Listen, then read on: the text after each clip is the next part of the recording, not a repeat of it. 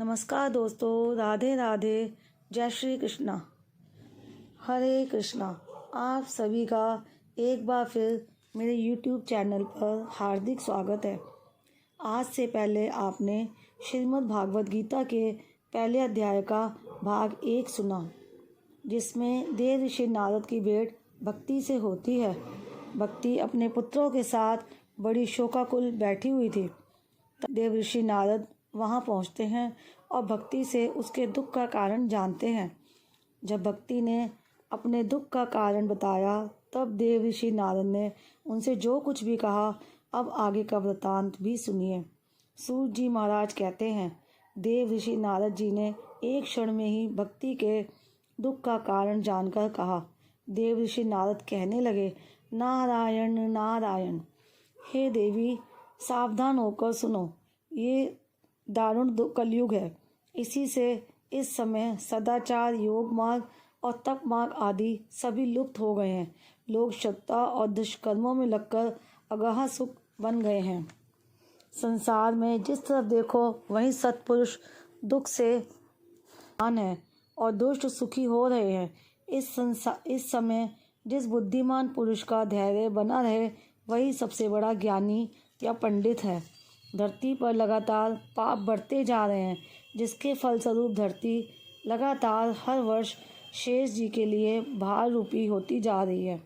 अब यह धरती छूने योग्य तो क्या, देखने योग्य भी नहीं रह गई, और ना इसमें अब मंगल ही दिखाई देता है। अब किसी को पुत्रों के साथ तुम्हारे दर्शन भी नहीं होते। विषय अनुराग के कारण अंधे बने हुए जीवों से उपेक्षित होकर तुम जर्जर हो रही हो, लेकिन वृंदावन के संयोग से अब तुम फिर से नवीन तरुणी हो गई हो। अतः यह वृंदावन धाम धन्य है, जहाँ भक्ति सर्वस्व नृत्य कर रही है।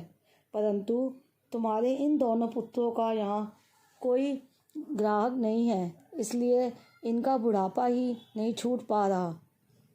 यहाँ इनको कुछ आत्मसुख प्राप्ति होने के कारण ही ये सोते से जान पड़ते हैं। देव ऋषि नारद की बातें सुनकर भक्ति ने कहा, हे देव ऋषि नारद, राजा परीक्षित ने इस पापी कलयुग को क्यों रहने दिया? इसके आते ही सब वस्तुओं का सार ना जाने कहाँ चला गया।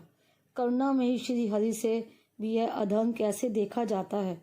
हे देव ऋषि, मेरा यह संदेह भी दूर करिए। आपके वचनों से मुझे बड़ी शांति मिली है। भक्ति की बातें सुनकर देव ऋषि नारद कहते हैं, हे बाले, तुमने अगर पूछा है तो फिर प्रेम से सुनो।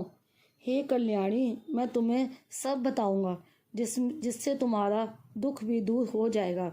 जिस दिन भगवान श्री कृष्ण इस भूलोक को छोड़कर अपने परम धाम को पधारे, उसी दिन से यहाँ संपूर्ण साधनों में बाधा डालने वाला कलयुग आ गया। दिग्विजय के समय राजा परीक्षित की दृष्टि पड़ने पर कलयुग दीन के समान उनकी शरण में आ गया। भ्रमर के समान सारग्रही राजा ने यह निश्चय किया कि इसका वध मुझे नहीं करना चाहिए, क्योंकि जो फल तपस्या, योग और समाधि से भी नहीं मिलता, कलयुग में वही फल श्री हरि कीर्तन से ही भली भांति ही मिल जाता है। इस प्रकार सारहीन होने पर भी उसे एक ही दृष्टि से सारयुक्त देखकर उन्होंने कलयुग में उत्पन्न होने वाले जीवों के सुख के लिए ही इसे रहने दिया था। इस समय लोगों के कुकर्म में प्रवृत्त होने के कारण सभी वस्तुओं का सार निकल गया है और पृथ्वी के सारे पदार्थ बीजहीन भूसे के समान हो गए हैं। इतना ही नहीं, ब्राह्मण भी अब केवल अन्न और धन आदि के लालच से घर घर और जन जन को भागवत की कथा सुनाने लगे हैं। इसलिए कथा का सार भी चला गया है। तीर्थों में नाना प्रकार के अत्यंत घोर कार्य, जैसे गंदे कर्म वाले नास्तिक और नारकीय पुरुष भी रहने लगे हैं। इसलिए तीर्थों का प्रभाव भी जाता रहा। हे देवी, जिसका मन निरंतर को काम, क्रोध, महान लोभ और तृष्णा से तपता रहता है, वे भी तपस्या का ढोंग करने लगे हैं। इसलिए तपस्या का सार भी निकल गया। मन पर काबू न होने के कारण और लोभ, दंभ और पाखंड का आश्रय लेने के कारण और शास्त्र का अभ्यास न करने से ध्यान योग का फल भी मिट चुका है। इस प्रकार हे देवी, जगह जगह पर सभी वस्तुओं का सार लुप्त हो गया है। ये तो इस युग का ही स्वभाव है, इसमें किसी का दोष नहीं है। इसी से पुंडरीकाक्ष भगवान बहुत समीप रहते हुए भी ये सब सहन नहीं कर रहे हैं। देवऋषि नारद भक्ति को कलयुग का प्रभाव बता रहे हैं। सूत जी महाराज कहते हैं, हे शौनक जी, इस प्रकार देवऋषि नारद के वचन सुनकर भक्ति को बड़ा आश्चर्य हुआ। फिर उसने जो कुछ कहा उसे भी सुनिए। भक्ति ने देवऋषि नारद से कहा, हे देवऋषि, आप धन्य हैं।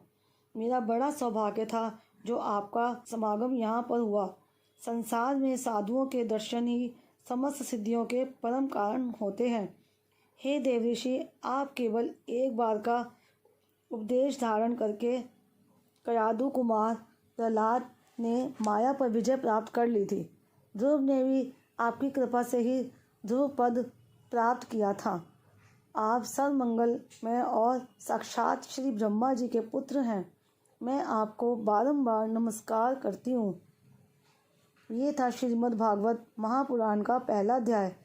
दूसरे अध्याय में आप सुनेंगे कि देवऋषि नारद ने किस प्रकार भक्ति के दुख दूर करने के लिए उन्हें उपाय बताए। उम्मीद करती हूँ आज का ये अध्याय आपको पसंद आया होगा। वीडियो अगर अच्छी लगी हो तो वीडियो को लाइक, शेयर, चैनल को सब्सक्राइब और बेल आइकन प्रेस करना मत भूलिएगा, ताकि मेरे चैनल पर आगे आने वाली वीडियोस की जानकारी आपको सही समय पर मिल सके। जय श्री कृष्णा, राधे राधे।